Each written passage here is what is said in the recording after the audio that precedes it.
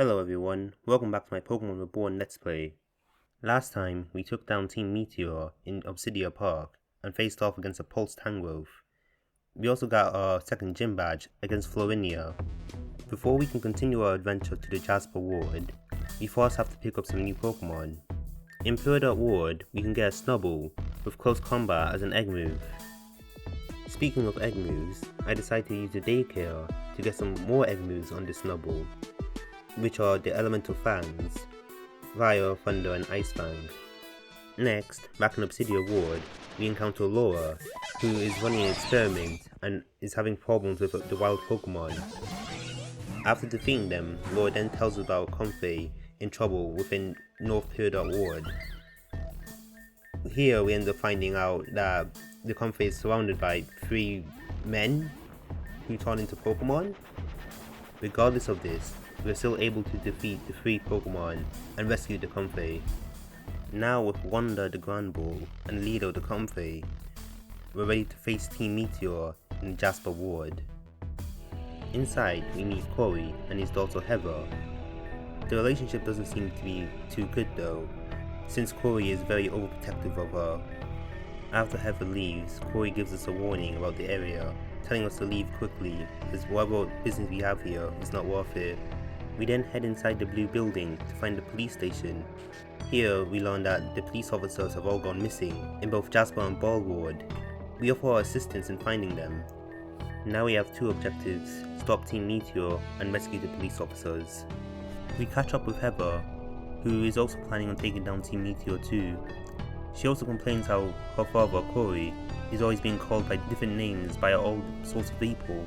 We decided to team up with Heather to stop Team Meteor and continue further down inside the forest. Now we are at the center of all this chaos. We jump down and find Taka, another member of Team Meteor. Not only that, we also find out that Team Meteor has attached a Tangrowth to a pulse machine. Taka confirms that just like in Obsidia Ward, they're using another Tangrowth to cause the same disaster here in Jasper Ward too. Now we need to take him down, but we get surrounded by other Team Meteor grunts. Fortunately, Heather is here to take care of them in a 3v1 battle using her Salamence. No idea who gave the child a dragon, but now it's up to us to take down Taka and Tangrowth. We open up the fight with our new member Lilo against Taka's Execute. After setting up with Growth for 2 turns, we take him down immediately with Draining Kiss. His Chara also goes down with the same move as well. Lastly is the Pulse Tangrowth, a grass ground type. Lilo unfortunately hits himself twice in a row with Confusion, leading to her being taken down without dealing any damage to Tangrowth. Now we send in Wanda, our Grand Bull, who has Ice Fang, and takes down Tangrowth in a few turns. With Taka and Tangrowth being defeated, the forest is returning back to normal. As we leave, Team Meteor takes note that Heather was wearing a ruby ring before they decide to head over to the Beryl Ward. Outside, Heather is disappointed that the building did not collapse due to all the shaking. Corey shows up again and is once again concerned about Heather's safety and takes note that Heather was wearing her mother's ring, the same ring Team Meteor spotted. Speaking of which, Heather, growing tired of her father's overprotectiveness, mentions that we actually fought Team Meteor, and Corey, growing even more worried, asks if they spotted the ring. Heather refuses to answer and takes off. It seems this ring is an important item that Corey does not want Team Meteor to know Heather has. While joining into Beryl Ward to stop the final pulse machine, we fall into a trap designed by some Nuzleaf. We wake up deep into the jungle, and unfortunately, Fawn is the one who finds us trapped. He offers to set us free, on the condition that we beg him to do it. However, I am not that desperate yet. Eventually, a charter comes around and sets us free. We then rescue Kane, who was also captured. He's here after finding out that Victoria was also taken by Team Meteor. Together, we try to continue our journey through the jungle, to not only find Team Meteor, but they also stop the Pulse Tangrowth too. Heather also catches up with us, and now the 3 of us are able to open up the way and continue our chase from Team Meteor. While exploring, we end up finding all the missing police officers. Now we unlock a side quest that lets us trade a Growlithe egg for a fairy type Pokemon. This Pokemon turns out to be Sora, a shiny Togepi, one of the first of our next set of encounters. In Bar Road, we also find a shiny Moro. In addition to this, we capture a Dedenne and breed it to get Helping Hand as an egg move. Lastly, we make a trade with this old man to get a Carbink for a Sunkern. Now it's time for us to finally take on Team Meteor. We overhear a conversation between a group of members talking about a plan they have in North Obsidia Ward. The man in a brown coat mentions that he's going to head over there while also taking a girl with him. We can assume this girl is Victoria, meaning that we'll have to look for another chance to rescue her. Before the final fight, let's go over the team. Nesta Dedenne has replaced Kyrie the Swablu. Protecting the final Tangrowth is Borealis, Ace, Taka, and Zell. All of them have gathered to prevent us from defeating Tangrowth. But we are not alone. Amaria shows up, and so does Fern and Kane. All of us are together in order to take down Team Meteor. Then, out of nowhere, Heather flies in for Salamence. To prevent us from having the numbers advantage, they call in a private who was talking to the man in the brown coat before. Now, it's time for us to face it off against Ace and the Tangrowth. We open up with Lilo, hoping to sweep through the fight using a boosted growth from the field effect, but our attempt is halted when Zora, disguised as Tangrowth, uses Taunt. So in turn, we immediately take him down with a Draining Kiss, and switch out. The next matchup is Wanda against Roselia. We open up with Firefang to take him down immediately. Now Ace sends in their Vixen, so we send in Dio to take him down quickly, but I'll put to sleep first. Now we take a few hits before finishing him off with Bubble Beam. Ace's second to last Pokemon is Baltoy, so we send Lilo back in, hoping to set up before Pulse Tangrowth comes out. We're able to get the +6 special attack, and Lilo is able to take him down swiftly and easily. Although we won the battle, Heather is brutally defeated, and Borealis is concerned for her safety. He orders his Crobat to rescue her. This brings into question Borealis' loyalty to Team Meteor, as he purposely made sure his battle allowed him to stay nearby the pulse device and to watch over Heather. They now intend to get rid of him due to this betrayal, so Amaria takes his chance to send us away. While fleeing, Borealis is then stopped by what seems to be a street rat at first. Turns out to be the entire police force that we saved. The police were able to reveal Borealis' true identity, which turns out to be Corey, the former poison-type gym leader, the same person who has been helping the sick in every location Team Meteor has been. Corey then makes his escape north towards his house, his former gym. We confront Corey, and he says that he's done everything for the sake of protecting Heather. In order for us to find out more, we need to defeat him in a Pokemon battle, not as Corey, but as Borealis of Team Meteor. We open up with Ness against his spell, and use Nuzzle to paralyze him. The field effect allows certain moves to become poison type, which causes Bubble to deal super effective damage.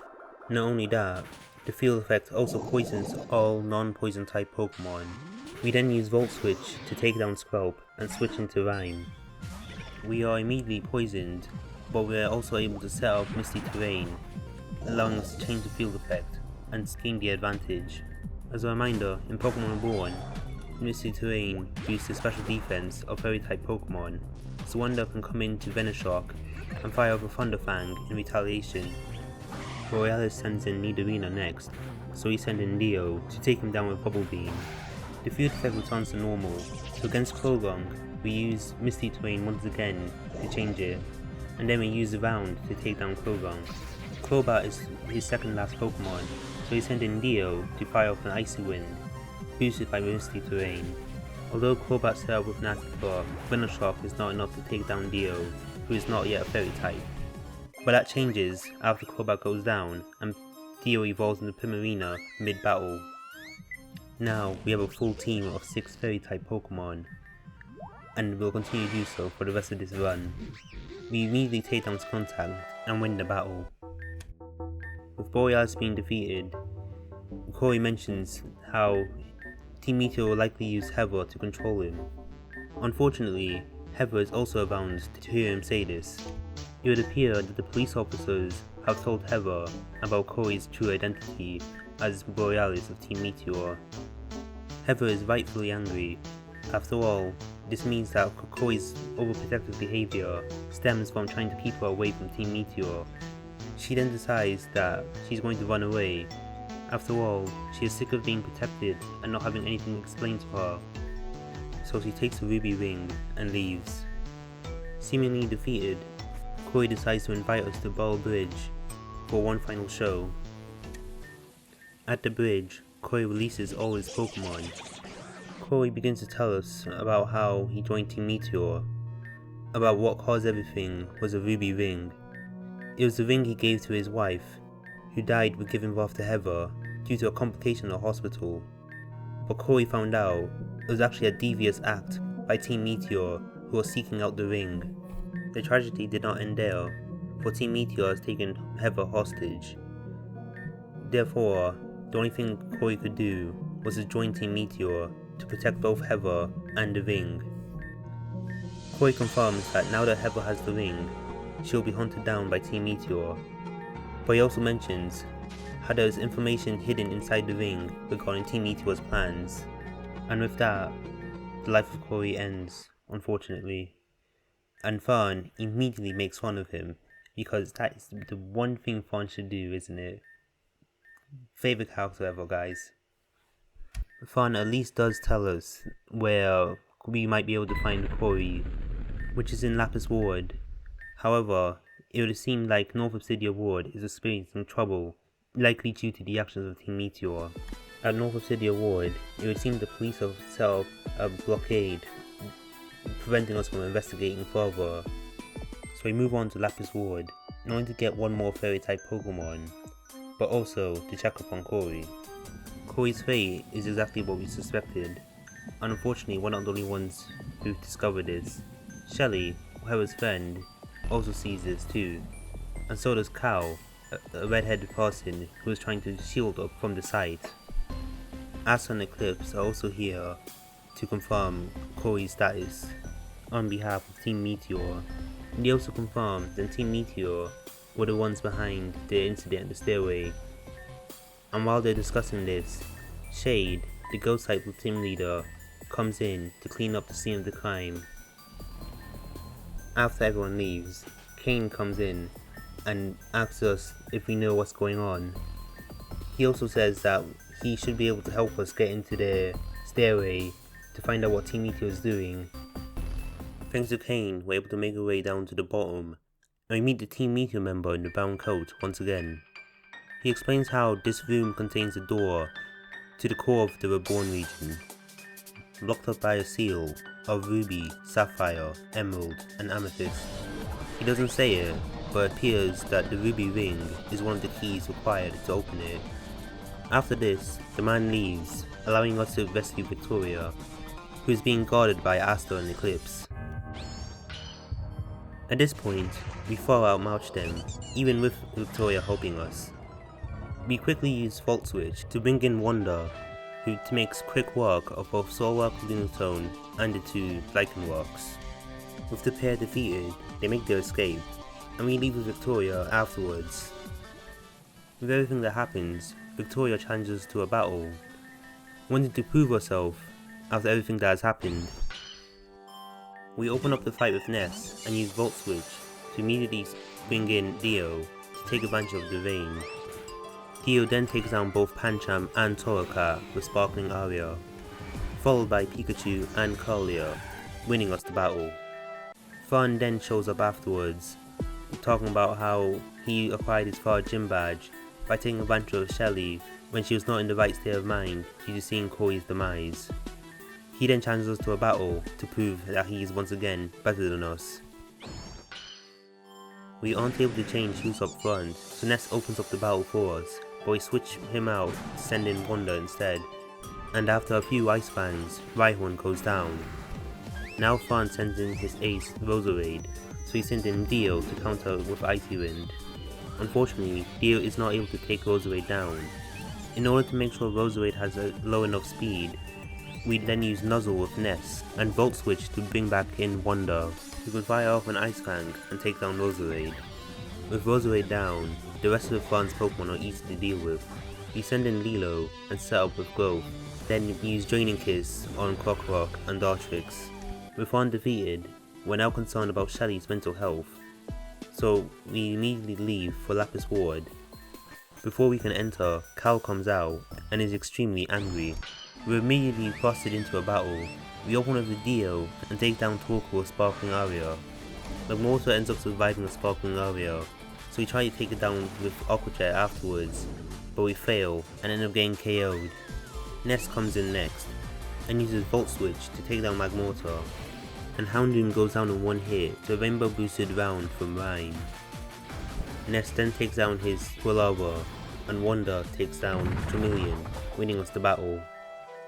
We then find out that Cal is angry because of Farn's behaviour during the gym battle with Shelly, but thanks to Victoria explaining that we defeated Farn, Cal calms down and allows us to speak with Shelly. Inside, we see Kane and Victoria trying to comfort Shelly, hoping for her to feel better. Kane reveals that part of the reason why he's here is because he's looking for clues for where Heather is at the moment. Shelly then realizes that the man she saw die was actually Heather's father, and then has a panic attack. We leave Shelly alone for now with Victoria. Cal then suggests that we should go down to the orphanage and look for a doctor. Inside, we are immediately met with Anna, who also introduces us to Noelle and Charlotte, who are both two gym leaders of the Reborn League. We also find out that Charlotte is the sister to Laura, one of the members of the Elite Four that we helped out in the side quest. We didn't explain that we are here in search of the doctor, and before we're able to hear about why we shouldn't look for him, he shows up, and Anna makes up the excuse that we're here to challenge their children to a gym battle. The doctor then has one of his orderlies test us in a battle, one that we immediately win, and are then told that the arena is not ready for a gym battle. Anna then tries her best to get us to leave as soon as possible, but the doctor realizes what she is doing, and then asks us to speak up about what we came here for. We then explain that we need a doctor for Shelly to make sure she's okay, and after booking an appointment, we are then asked to leave. Anna does still give us some useful advice to give to Shelly. This advice was enough to help Shelly get back up to her feet. She realizes that Heather needs her a lot more, considering everything that has happened. She then invites us to challenge her at the gym, and we are more than happy to take her up on the offer.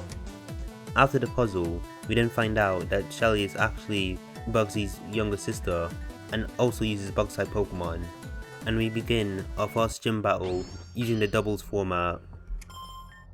We open up the fight with Lilo and Ness. Not only does Fairy-type resist Bug-type Pokemon, the field effect also allows Lilo to get a +2 boost to special attack with each growth. Therefore, our plan is very simple. We're going to set up with Lilo and use Ness to paralyze any Pokemon that comes out. This will allow us to sweep through the entire team without struggling like we did in the other gym battles before. And after getting to +6, Lilo and Ness are able to take down most of our Pokemon with Draining Kiss and Power Ball of Charge, allowing us to win the battle, winning us our third gym badge. We then meet Cal and Victoria, meditating, trying to control Cal's anger issues.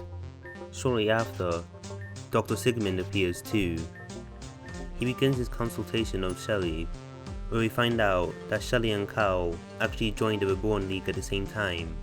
It is where they met and became friends. The Doctor then focuses attention to Cal instead of Shelly, highlighting how Cal retired as a Fire-type gym leader due to losing to his brother, an Ice-type trainer. This sets off Cal, causing him to become angry and scaring Shelly, forcing us to leave the room along with Victoria. Outside, Cal regrets his behaviour and is disappointed in himself. Victoria takes this opportunity to invite Cal to the academy she attended to help him further control his anger, so something like this doesn't happen again. Kane was also there to witness this. After confirming that everything is okay, he challenges us to a battle, but I'll have to wait until next episode. things will be ending here, as per usual, of getting a gym badge. Be sure to like, comment and to subscribe, and look forward to next time.